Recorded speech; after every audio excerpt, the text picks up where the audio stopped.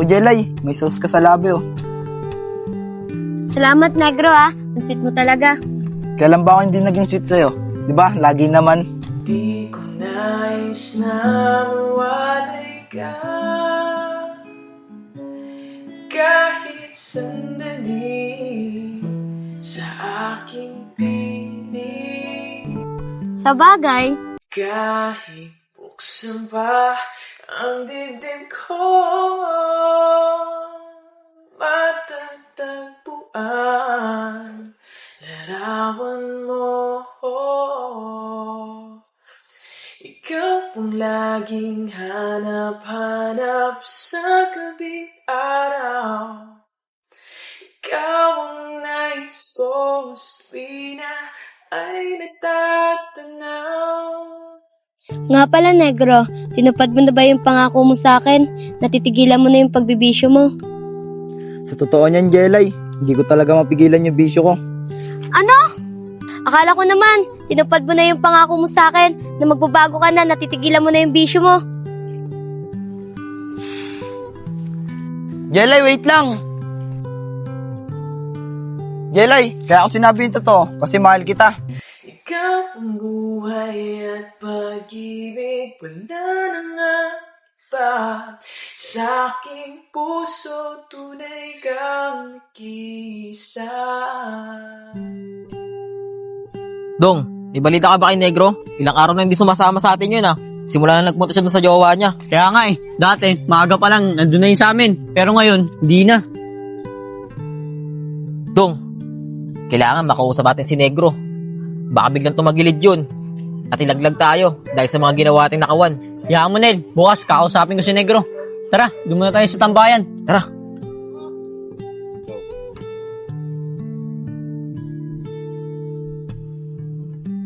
Dong, total, ikaw naman yung kaibigan ni Negro. Tsaka ikaw rin naman nakakilala sa kanya. Sa tingin mo, lalaglag kaya tayo nun? Nel, hindi ko masasabi yan. Kahit kaibigan ko si Negro, kayang-kaya akong taluin yun. Dong, patay tayo dyan. Dapat makausap mo siya bukas. Sige, Nel, bukas sa bukas, pupuntahan ko siya sa kanila. Baka bigla siyang umanta. Yari talaga tayo niyan. Kaya nga Dong, bukas na bukas, maghanap tayo ng lugar na pagkarakitan natin. Wala kailangan ko rin kasi ng pera, pambayad sa upa. Sige, Nel, ikaw bahala. Ikaw naman magaling dumiskarte dyan Sige Dong, tara na, para makagamit na tayo. Tara. Pre, tignan mo, may nagbenta sa akin nung nakaraan. Okay na kaya ito sa 3K? Okay na okay to, pre. Bentahan dito, 5K. Ayos pala. Siguro nagbenta nito, giyang na giyang. Siguro nga, pre. Ganun yan. Okay. Nasa ngayon na lang ang pinagbenta ko ng cellphone. Wala sa kanila. Isakto. Hindi ito yung pinagbenta ko ng cellphone. Kuya, baka pwede ko po tubusin yung cellphone. Yung binenta ko po sa inyo. Oh, ba't mo tutubusin? Ibenta mo na sa akin nung nakaraan. Kuya, sa pinsan ko po kasi yan Pag di ko daw nabalik, ipapabarangay niya ako. O sige, papayag akong tutubusin mo, basta 3.5. Kuya, 3K ko lang naman po binenta sa inyo yan Eh di kung ayaw mo, eh di wag. Madali naman ako kausap Oo nga, pre. Binenta mo na sa kanya yan Sige kuya, babalik ako dyan. Oo, pre. Tama yan. Putubuo mo sa kanya. Oo pre, di naman ako papayag. May higit 1 linggo na sa akin to, papatubukan ko talaga.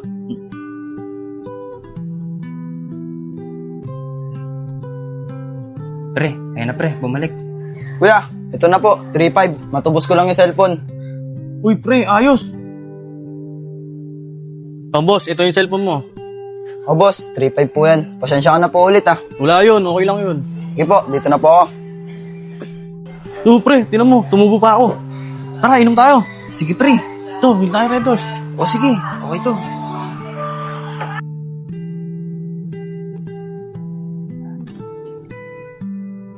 Ate Kim, lalabas lang po muna ako. Makikita po kasi kami ni Negro O sige, basta umuwi ka kaagad kasi alam mo naman 'di ba, pinagalitan ka na ni tatay kagabi kasi nawala yung cellphone mo.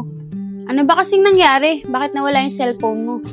Sa totoo po niya, Ate Kim, inablot po kasi yung cellphone ko Di na po namin nabutan. Ang bilis po kasi ng takbo ng lalaki. Talaga ba? Buti naman hindi ka niya sinaktan. Hindi naman po, Ate Kim. Pag-ablot niya po kasi, bigla na siya nanakbo. Buti na lang talaga, hindi kanya sinaktan. Pero hayaan mo, Jelay. Pag malaki yung sinahod ko sa katapusan, bibilan kita ng cellphone kahit second hand lang. Sige po, Ate Kim. Salamat po ha. Paano, Ate Kim? Dito na po ako. Baka po nag-aantay na sa akin si Negro. Sige, basta umuwi ka kaagad ah. Opo, Ate Kim.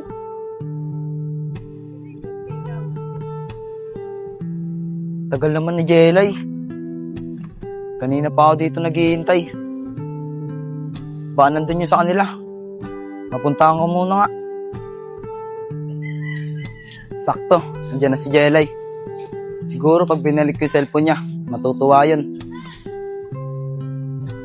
Oh, Negro. Kaganina ka pa ba dyan? Oo, Jelay, kanina pa ako dito. Ang tagal mo eh. Dapat nga pupuntahan na kita sa inyo. Pasensya ka na, Negro ah. Ngayon lang kasi ako nakalabas eh. Inantay ko munang umalis si tatay. Pinagalitan niya kasi ako kagabi. Oh, bakit ka naman pinagalitan ng tatay mo? Negro, nalaman kasi ni tatay na nawala yung cellphone ko. Kaya pinagalitan niya ako kagabi. Ah, ganun ba? Ito na nga pala yung cellphone mo. Binilang ko na rin ng case yan. Oh, Negro, paano mo nabawi ito?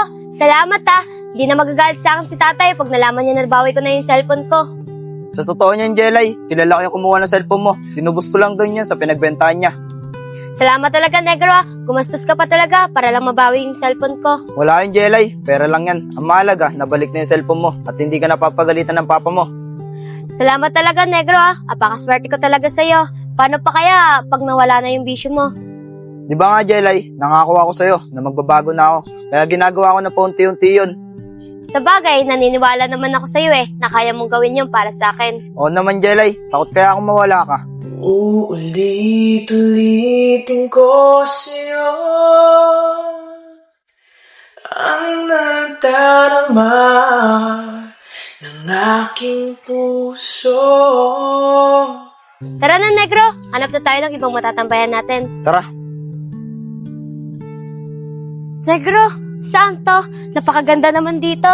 Santorini to. Dito kami dati tumatambay ng mga kaibigan ko. Tara, Jelay. Doon tayo. Tara. Negro, hindi ba delikado dito? Ano ka ba, Jelay? Hindi delikado dito. Tignan mo, puro bata doon. Tsaka subdivision to, kaya hindi delikado dito. Ah, Negro, ganun ba? Maganda talaga dito, ano? Oo, Jelay, maganda talaga dito. Tara, Jelay, doon tayo. Ang damdamin ko'y para lang sa'yo. Kahit kailanman, hindi magbabago.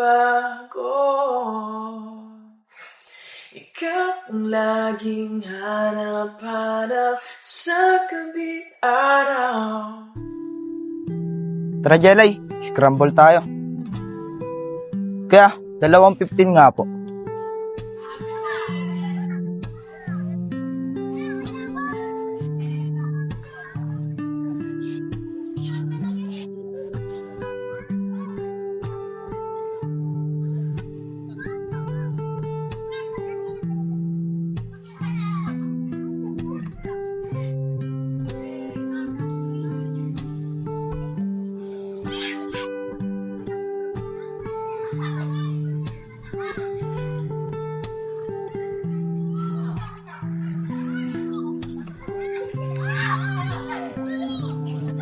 Ito po, bayad.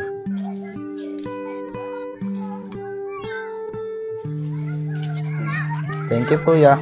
Tara, Jelay. Doon pa tayo.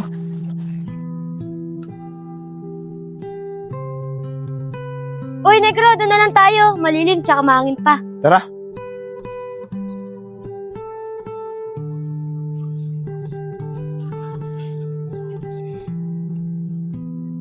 Negro, ano yung nakaharang na parang lambat? Yun ba? Fish pan yun. Kumakain ka ba ng bangos? Oo naman, masarap kaya yon. Diyan nila alagaan ng bangos yung kinakain natin. Ah, ganun ba? Ibig sabihin, maraming mga bangus dyan. Oo, Jelay, maraming bangos dyan. Ako ang hari ng bangos. Ikaw talaga, Negro. Puro kakalokohan. Alam ko naman na kamukha mo talaga yung bangus eh. Pero hindi ikaw yung hari ng bangus. Ayaw mo nun, Jelay. Ako ang hari ng bangos, tapos ikaw yung reyna. Ay naku, Negro. Ang karnino ng joke mo. Sige, ako naman yung magjo-joke. Sige, Jelay. Ano ba yung joke mo? Negro, bangus ka ba? Oh, bakit? Kasi ang sarap mo. Jelay, matagal na akong masarap. Teka lang, Negro, di pa tapos. Ang sarap mong prituin. Kala ko naman, masarap na talaga ako. Negro, may isa pa akong joke. Oh, baka kalokohan na naman yan, Jelay ah. Negro, si Sanderport ka ba? Oh, di ba yun yung lalaki nagparatoke? Yung gwapo. Bakit? Kasi kumukha mo si Marlo. Grabe ka naman sa akin, Jelay. Sige, ako naman. Ampalaya ka ba? Bakit? Kasi kung hindi tayo hanggang dulo, ayun yung pinakamapait. Ikaw ang laging hanap-hanap sa gabi araw. Ikaw ang nais ko sa tuwina ay natatanaw. Sige, Negro, ako naman na. Negro, ikaw ba si Coco? Oh, Jelay, bakit? Kasi kakulay mo yung chocolate. Kala ko ba naman sweet na? Yung pala, hindi pa. Para joke lang, ang kukumpleto ng buhay ko. Ikaw ang buhay at pag-ibig, wala nang iba. Sa aking puso, tunay kang isa.